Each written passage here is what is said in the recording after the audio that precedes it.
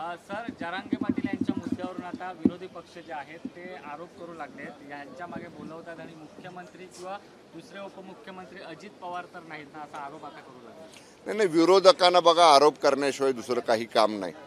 थोडंसं विस्तृतपणानं जर बोलायचं झालं श्री मनोज जरांगे पाटलांच्या आंदोलनासंदर्भात, तर आपण माध्यमांनी सुद्धा आणि राज्यातल्या जनतेने सुद्धा याच्याकडे थोडं मागं वळून बघावं लागेल की सुरुवात कशी झाली. मराठवाड्यामधल्या 9 जिल्ह्यांमध्ये ज्यांच्या पूर्वजांकडे कुणबी नोंदी होत्या त्यांच्या कुणबी नोंदी वारसांना मिळाव्यात, यापासून पहिली सुरुवात झाली. त्यावेळी जरांगे पाटील काय म्हटले की माझ्या आजोबांकडं, माझ्या पंजोबांकडं, माझ्या खापर पंजोबांकडं, माझ्या खापर पंजोबांकडं जर कुणबी नोंद असेल तर मला, माझ्या मुलाला, माझ्या नातवाला, माझ्या पंतवाला, सोप्या भाषेत सांगायचं झालं तर आम्हाला कुणबी प्रमाणपत्र द्या. सरकारनं त्याच्या बाबतीत निर्णय घेतला. परत ते काय म्हणाले, आता हे सगळ्या महाराष्ट्रात करा. पुन्हा मंत्रिमंडळामध्ये चर्चा झाली, त्याच्या बाबतीत सुद्धा सरकारनं ड्राईव्ह घेतला, सर्व यंत्रणांना कामाला लावलं. परत स्वतंत्र जेव्हा मराठा आरक्षण देण्याचा विषय आला तेव्हा स्वतंत्र आयोग नेमला, शिंदे समिती, जस्टिस शिंदे समिती. त्या जस्टिस शिंदे समितींचा अहवाल आला. 1 लाखापेक्षा जास्त कर्मचारी महाराष्ट्रभर त्या कामामध्ये आपण लावले, डाटा तयार केला आणि हा केवळ सॅम्पल सर्वे नव्हता, डिटेल सर्वे केला. आणि मराठा समाज हा कसा आर्थिक मागास आहे, म्हणजे हातगाडी ओढणारे, डबेवाले, पानटपरीवाले, छोटे दुकानदार, माथाडीचं काम करणारे, शेतमजुरी करणारे, ज्यांचं हातावर पोट आहे, हे सगळं डाटा त्याच्यामध्ये आणला आणि कॉन्क्रीट आरक्षण, कोर्टामध्ये टिकणारं आरक्षण आम्ही दिलं. एवढं सगळं केल्यानंतर जरांगे पाटलांची भूमिका रोज रोज बदलायला लागली. त्यांनी कधी शिंदे साहेबांवर आरोप केला, त्यांनी कधी फडणवीस साहेबांवर आरोप केला, त्यांनी कधी मध्ये समन्वयक म्हणून गेलेले किंवा समन्वयाची भूमिका जरांगे पाटलांच्यात आणि सरकारमध्ये चर्चा करायला गेलेल्या काही लोकांच्यावरती आरोप केला. याचा अर्थ जरांगे पाटील रोज रोज रोज आपली वेगवेगळी भूमिका मांडतात. सगळ्यात कहर झाला म्हणजे काल त्यांनी माननीय फडणवीस साहेबांच्या बाबतीत जे वक्तव्य केलं, अरेतुरीची भाषा केली, म्हणजे जे शब्द आपण उच्चारू सुद्धा शकत नाही असे असंसदीय शब्द काल त्यांनी सरकारचे मुख्यमंत्री, दोन्ही उपमुख्यमंत्र्यांच्या बद्दल, सरकारच्या मंत्र्यांच्या बद्दल वापरले.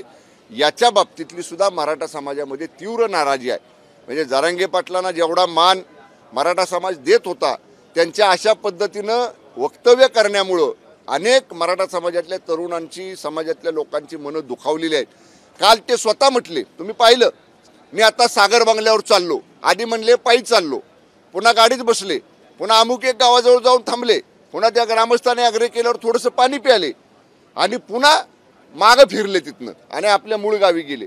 आज सकाळी काय म्हटले, काल जो काही डिफेन्स एक्सपो पुण्यामध्ये होता तिथल्या शस्त्र प्रदर्शनाला जी फडणवीस साहेबांनी भेट दिली, त्या भेटी दरम्यानचा एक फोटो फडणवीस साहेबांनी त्यांच्या सोशल मीडियावर टाकला.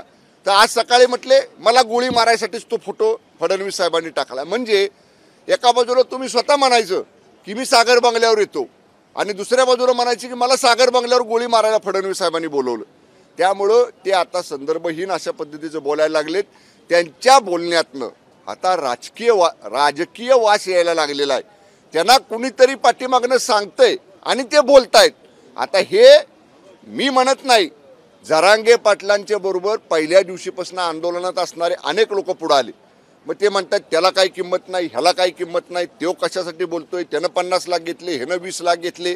म्हणजे तुमच्याबरोबर होते तेव्हा चांगले, तेव्हा आंदोलक, आणि तुमचं सत्य त्यांनी बाहेर काढलं की तुम्ही त्यांना नावं ठेवताय, हे बरोबर नाही. त्यांनी अजून सुद्धा माझं म्हणणं आहे, जरांगे पाटलांनी संयम पाळला पाहिजे. माझा तर एक मित्रत्वाचा त्यांना सल्ला राहील की त्यांनी थोडीशी आता विश्रांती घेतली पाहिजे. सततच्या आंदोलनामुळं, उपोषणामुळं त्यांना प्रकृतीला थोडासा आराम मिळला पाहिजे. म्हणून त्यांनी शांत डोक्यानं, शांत पद्धतीनं त्यांनी विश्रांती घ्यावी. आणि सरकार केव्हाही चर्चेला कुणाबरोबरही चर्चा करायला सरकार तयार आहे. त्यामुळे त्यांचं काय म्हणणं असेल, सगळे सोयऱ्यांबाबतीत असेल, आरक्षणाबाबतीत असेल, इतर कुठला असेल, यावं सरकारशी चर्चा करावी, सरकारची चर्चेची दारं खुली आहेत. फडणवीस एका विशिष्ट समाजाच्या टार्गेट केलं जात आहे अशी सुद्धा एक टीका होते, याकडे कसं पाहता? नाही हे बघा, सरकारचे फडणवीस साहेब हे उपमुख्यमंत्री आहेत आणि आमचे नेते आहेत, आमच्या महायुती सरकारचे ते नेते आहेत.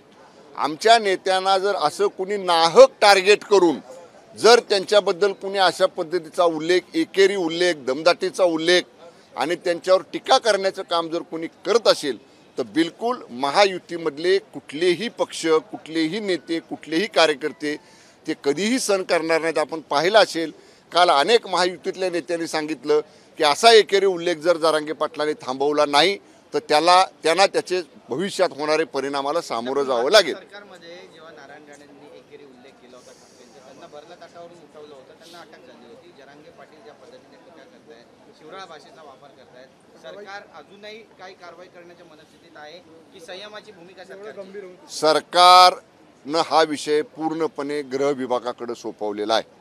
राज्याच्या माननीय मुख्यमंत्र्यांनी, माननीय उपमुख्यमंत्र्यांनी गृह विभागाला एवढंच सांगितलेलं आहे की अशा भडक वक्तव्यामुळं, अशा पद्धतीचं वक्तव्य केल्यामुळं जर लॉ अँड ऑर्डर राज्यात निर्माण होत असेल, संविधानिक पदावर, उपमुख्यमंत्री पदासारख्या, गृहमंत्री पदासारख्या संविधानिक पदावर बसलेल्या नेत्याचा अशा पद्धतीचं वक्तव्य करून अवमान केला जात असेल तर कायद्याचं काम करेल, पोलिसांचं काम करतील, त्यांची सगळी वक्तव्ये तपासली जातील, त्यांच्या सगळ्या वक्तव्यांची चौकशी केली जाईल आणि निश्चितपणे कायदा सुव्यवस्था अबाधित राखण्यासाठी जे जे करावं लागेल ते आमचे पोलीस निश्चितपणानं करतील.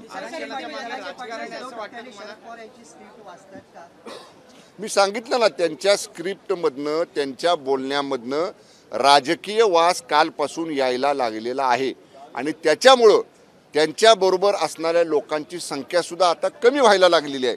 तुम्ही बघा, त्यांनी सांगितलं 24 तारखेला का 23 तारखेला महाराष्ट्रामध्ये रस्ता रोको करा, गावागावात करा. ऐकलं असेल तुम्ही.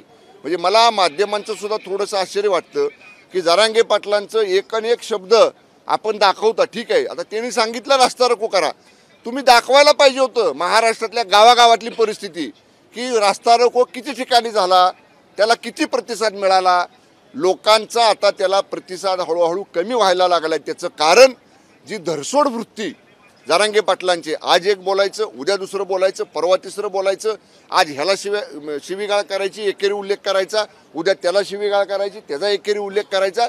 त्यामुळं मराठा समाजानं सुद्धा आता हे ओळखलेलं आहे की जे द्यायचं ते सरकारनं आपल्याला दिलेलं आहे. अजून सुद्धा द्यायची वेळ असेल तर सरकार सकारात्मक आहे. त्यामुळं या महायुती सरकारवर मराठा समाजाचा विश्वास आहे.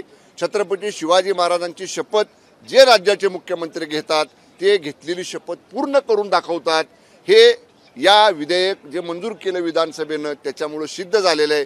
आरक्षण मराठा समाजाला मिळालेलं आहे. तरुणांचा, नोकऱ्यांचा, तरुणांचा शैक्षणिक प्रवेशाचा प्रश्न 100% सुटलेला आहे. त्यामुळं विनाकारण याच्यामध्ये आता कुणीही हे भडकवण्याचं काम करू नये. लोकांनी हे स्वीकारलेलं असल्यामुळं शांतता, संयम राज्यात सगळ्यांनी पाळावा. चलो, ओके, मराठी संपवा एकदा. आता उमेदवार मिळण्याचा झालाय. शिरूरमध्ये अजित पवार गटांना आयात उमेदवार आणण्याची वेळ आहे, कशी एक बातमी समोर. कोण म्हटलं? बातम्यांवर बोलायचं नसतं हो साहेब. ऐका तुम्ही, महायुतीचे उमेदवार अजून ठरलेले नाहीत. कुठली जागा कोण लढणार हे सुद्धा ठरलेलं नाही. आमच्यामध्ये शिवसेना, भारतीय जनता पक्ष, राष्ट्रवादी काँग्रेस पक्ष, मित्र पक्ष, आमच्यामध्ये एक समन्वय समिती आहे. नेत्यांच्या समोर जायच्या अगोदर समन्वय समिती अगोदर चर्चा करते. समन्वय समिती पर्याय 1, पर्याय 2, पर्याय 3, पर्याय 4, पर्याय 5 असे 1 ते 5 पर्याय जागा निहाय ठेवते आणि ते केलेलं काम मग आमचे नेत्यांच्या समोर ठेवलं जातं. अजून समन्वय समितीचं चर्चा सुरू नाही तर हिथं उमेदवार मिळत नाही, तिथं उमेदवार मिळत नाही, हिथं निर्यात केला, तिथं आयात केला, असलं काहीही नाही. महायुती 48 जागा लढणार आणि त्यातल्या 45 जागा माननीय मोदी साहेबांना पंतप्रधान करायसाठी निवडून आणणार. हे आजच्या तारखेला, आजच्या वेळेला आपण सगळ्यांनी नोंद करून ठेवा ही विनंती. एबीपी माझा, उघडा डोळे बघा नीट.